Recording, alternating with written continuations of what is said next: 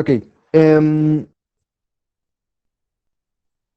vamos a ver. Estábamos viendo como tal el tema de lo que es la independencia de México y nos quedamos en algunas cuestiones de lo que es la primera campaña, bueno, la primera parte de la independencia que corresponde a lo que es Hidalgo, el personaje que vemos en la parte de aquí abajito, este de aquí a la izquierda, este es Hidalgo.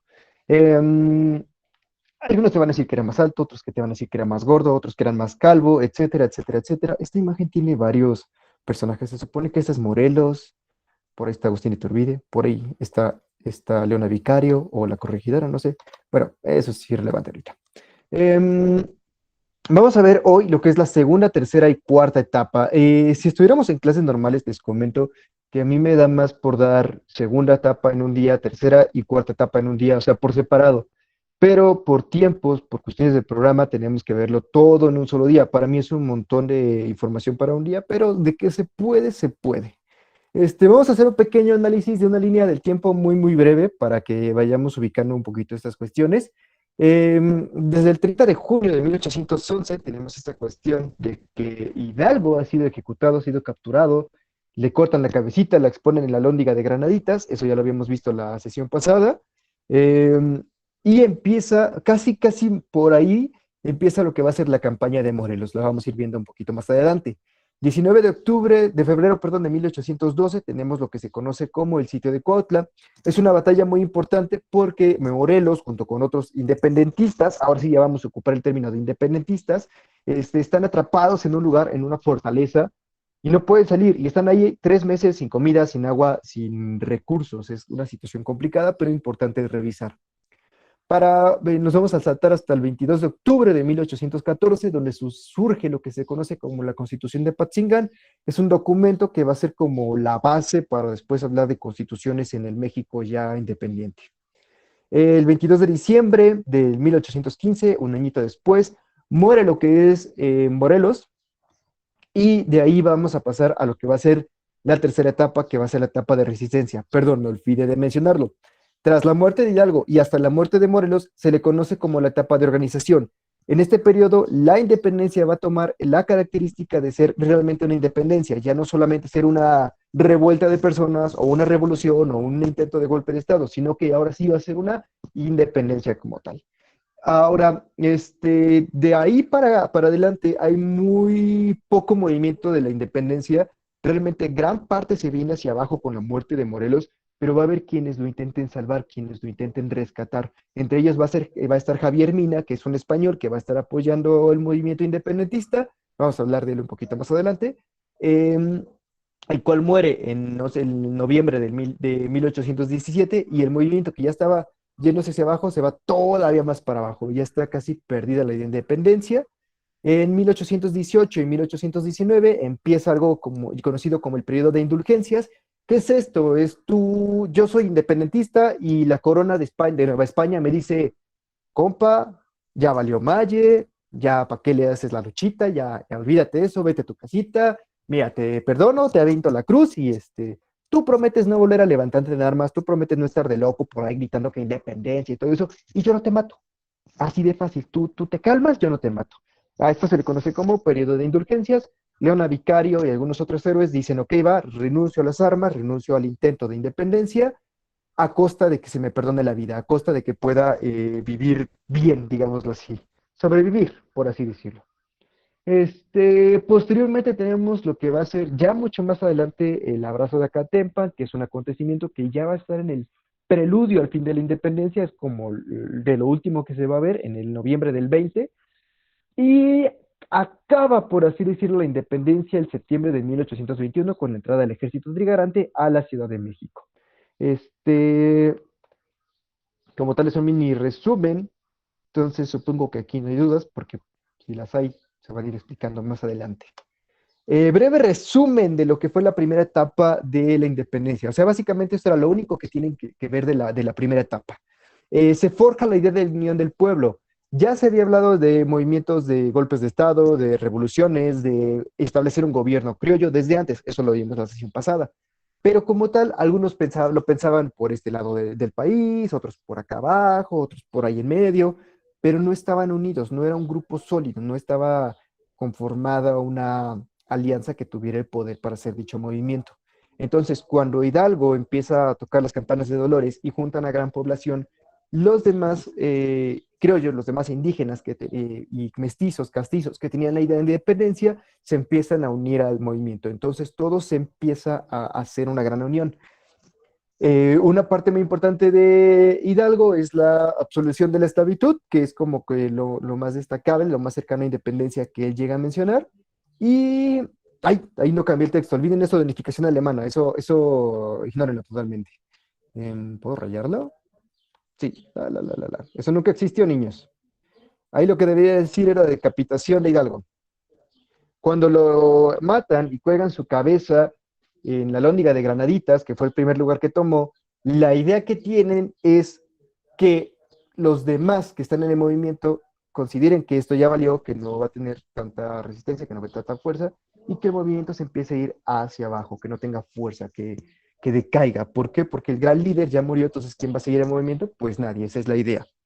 Entonces, de ahí nos vamos a ir a la segunda etapa. Bueno, primera pequeña pausa aquí de lo que vimos la clase pasada y del resumen de primera etapa.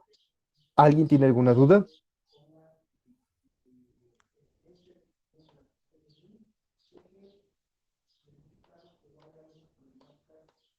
No, qué bueno. Entonces seguimos.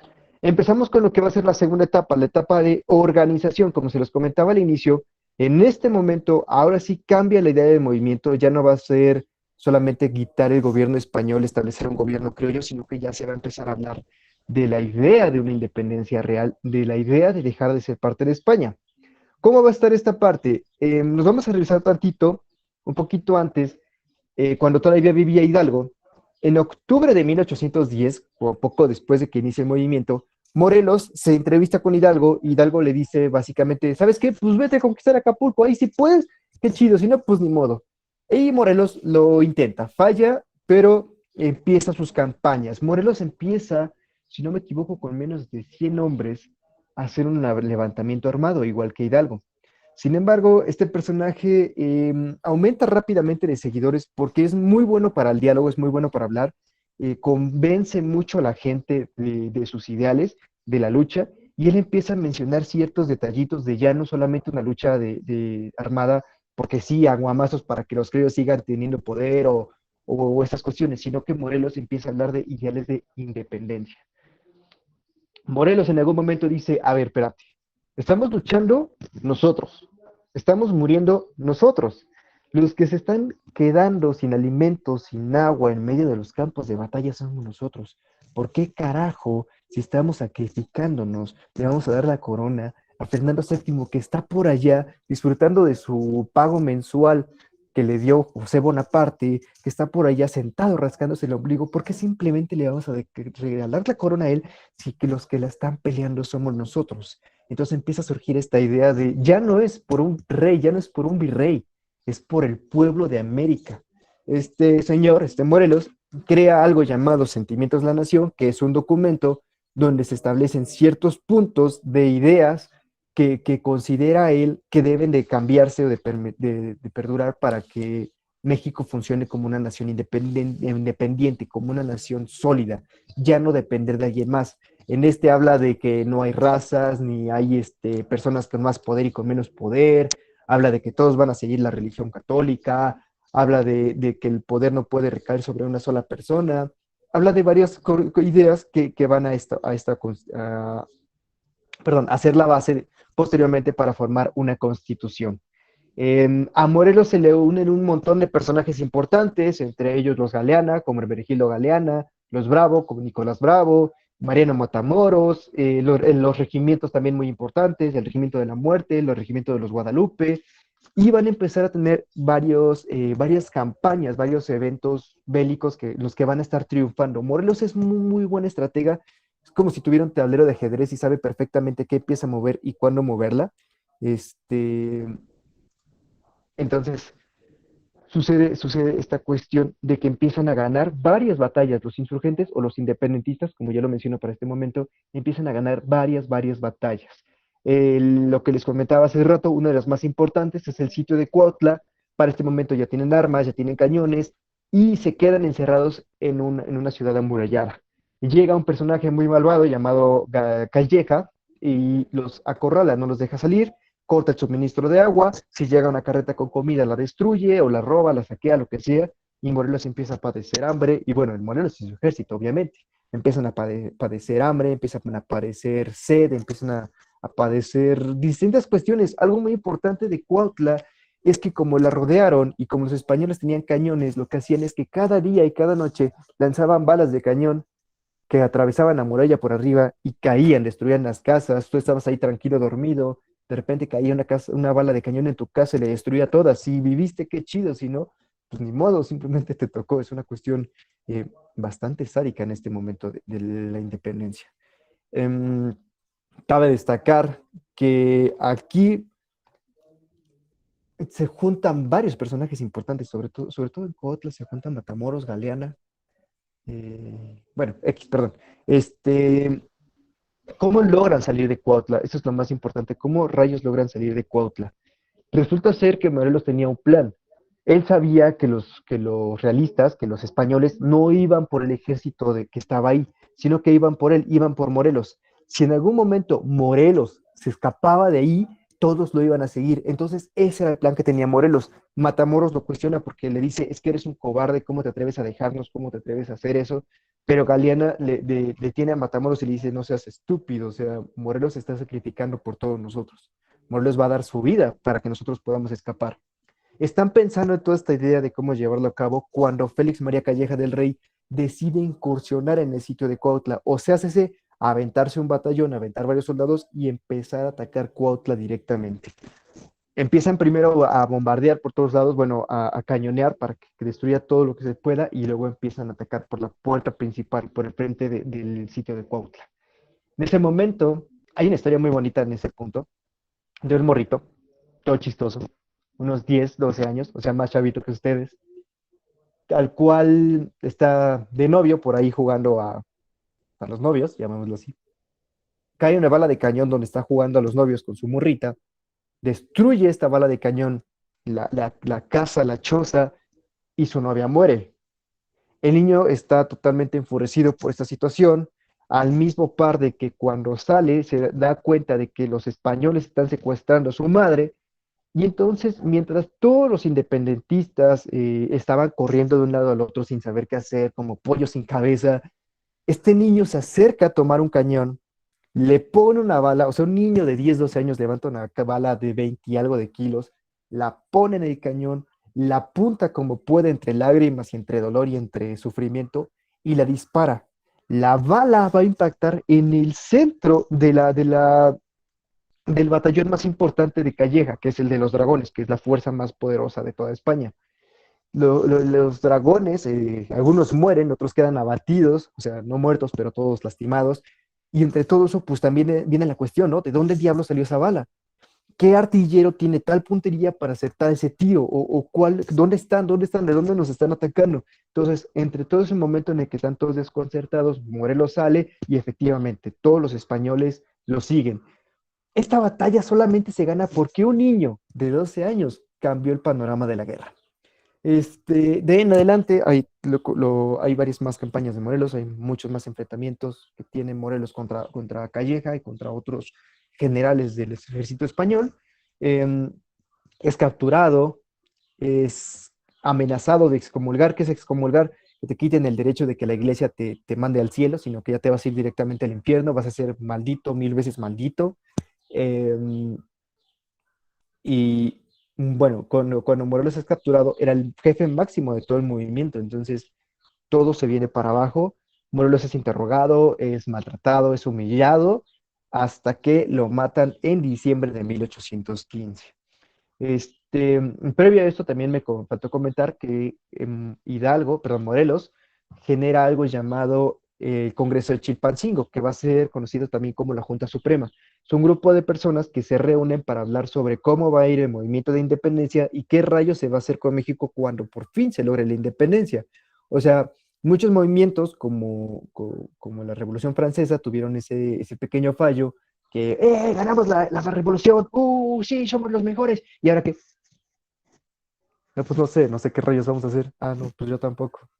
Entonces, el Congreso de Chilpancingo se instauró con eso. ¿Qué vamos a hacer cuando ganemos? Cuando estaba Morelos estaban tan seguros de que iban a ganar que ya estaban dando por hecho eso, o sea, ya estaban pensando en qué sigue. Morelos es asesinado y con eso empieza la tercera etapa, lo que se va a conocer como etapa de resistencia.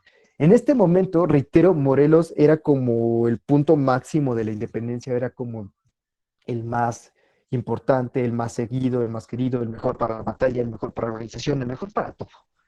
Y cuando él sale, pues el pueblo se queda sin seguir a alguien, sin una figura máxima. Entonces muchos de los soldados se retiran, muchos dicen, ¿saben qué? Estuvo buena la lucha, pero pues ya valió, me regreso a la hacienda, tengo familia, voy a luchar por ellos desde ahí, luchar porque mi familia esté bien. Y entonces el movimiento empieza a decaer, a decaer, a decaer, a decaer. Pocas personas van a seguir con este movimiento, como lo va a hacer Vicente Guerrero, como lo va a hacer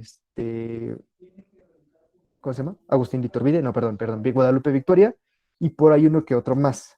Entre esto, también España se va a liberar del control de Francia, vuelve al poder Fernando VII y empiezan a mandar algunas tropas extra a lo que va a nacer Nueva España para recuperar el poder. No tantas porque tienen miedo a que Francia los vuelva a invadir, pero sí empiezan a enviar una parte que va a apoyar al movimiento.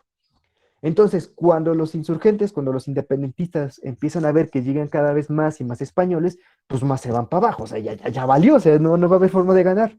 Entre estos españoles que llegan va a venir uno conocido, o más bien llamado, Francisco Javier Mina, que va a ser un español que directamente aquí desacata las órdenes de Fernando VII y empieza a luchar por el movimiento de independencia.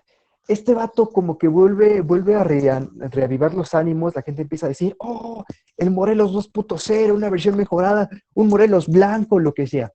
No tengo blanco.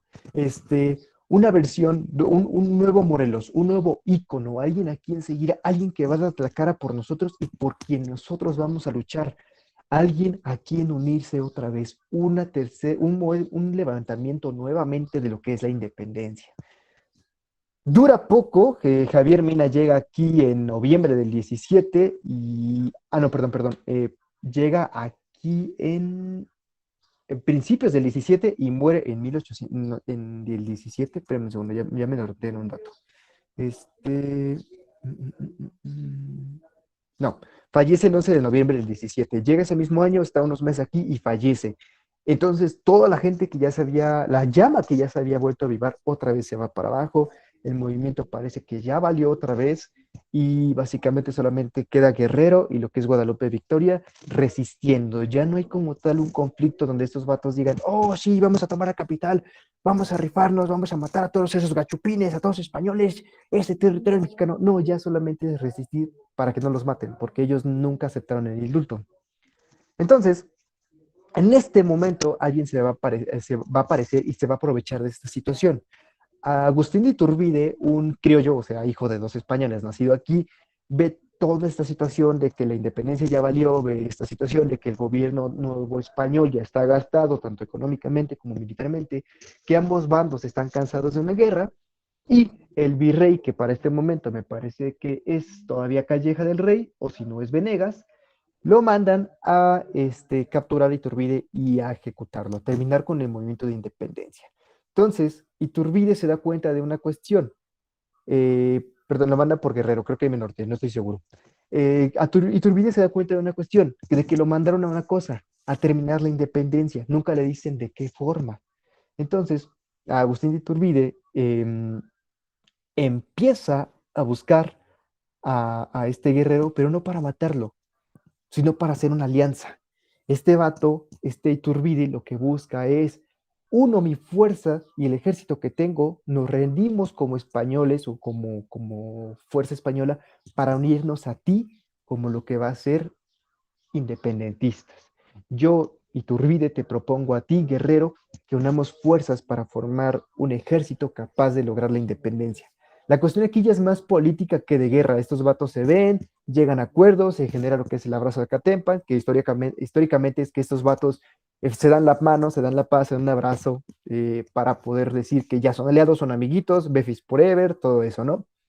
Y de aquí empieza a surgir lo que va a ser la Constitución de Apatzingán, la constitución que va a generar como tal la independencia. ¿Cómo acaba este conflicto? O sea, la tercera etapa, o la cuarta etapa, perdón, la cuarta etapa, perdón, la consumación solamente es el momento en el que Iturbide llega y dice, ah, pues ya hicieron toda la chamba, estos se quieren independizar, estos ya están cansados, pues yo agarro de todos lados, ¿no? Forma lo que se va a conocer como el Ejército Trigarante, junto con Guerrero y con Guadalupe Victoria. De Guadalupe Victoria llevaba unos 2, 3 años por ahí escondido, nadie sabe qué pasó con él, solo sabemos que desapareció y que apareció para este momento. Se forma el Plan de Iguala, con el cual básicamente se va a proclamar lo que es la independencia. Se habla de estas tres cuestiones, de que vamos a manejar tres principios: el principio de independencia, el principio de unión y el principio de religión. Posteriormente a esto se firman lo que van a ser los tratados de Córdoba. El plan de Iguala nos lleva a los tratados de Córdoba, y los tratados de Córdoba ahora sí nos dan como tal un documento oficial que menciona que México va a ser independiente totalmente. O sea, aquí ya no hay duda de que si sí o si no, México se vuelve independiente. La entrada del ejército trigarante es el 27 de septiembre de 1821. ¿Qué va a pasar? Llega Juan O'Donoghue para ser virrey, le dicen, ten, firma esto, dicen que es para que te den dinero. Juan O'Donoghue firma, dice, sí, sí, sí, dinero gratis. Dice, ok, ahora léelo, dice, ah, caray, que no era dinero. Lo lee, dice, a través de este documento yo cedo el territorio de México y lo reconozco como una nación libre. Y es como de, fuck, que firmé. Después España dice que ese documento no era válido, pero esa es otra historia. Y un punto muy importante del Tratado de Córdoba, muy feo, pero muy importante, es que se habla de que México va a ser una nación independiente, soberana, que se gobierne por sí misma, pero que nos mande por favor un rey español, que nos manden un rey francés, alguien de la nobleza, un clase alta, un duque. O sea, nosotros vamos a ser independientes, pero que nos gobierne alguien de afuera, porque nosotros estamos bien babosos para gobernarnos nosotros solos. Eso es tristemente lo que se da en los tratados de Córdoba. Y así se consigue la independencia y nos convertimos en lo que va a ser el imperio mexicano. Una cosa bastante burda, bastante loca, extraña, increíble y bonita. Pero es lo que nos va a dar como tal una independencia, un país propio. El primer nombre que tiene México es Imperio Mexicano, no es como tal México o Estados Unidos de México, bueno, ¿cómo se llama? Es Imperio Mexicano. Hasta este punto de aquí, ¿alguno de ustedes, criaturitas del Señor, tiene alguna duda de lo que es el tema de independencia, segunda, tercera, cuarta etapa? Es un momento de comentarlas, por favor.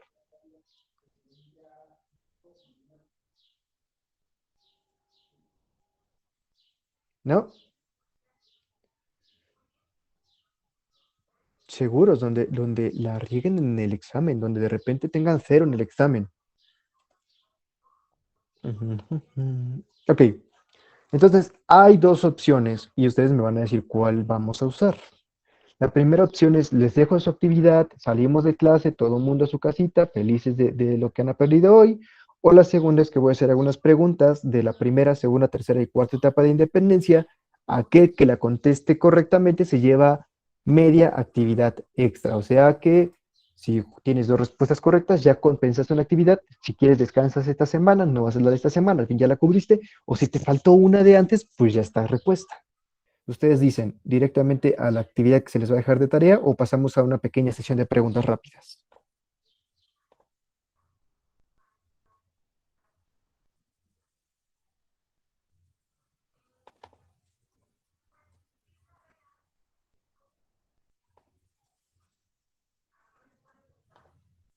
Nadie va a decir nada. ¡Oh!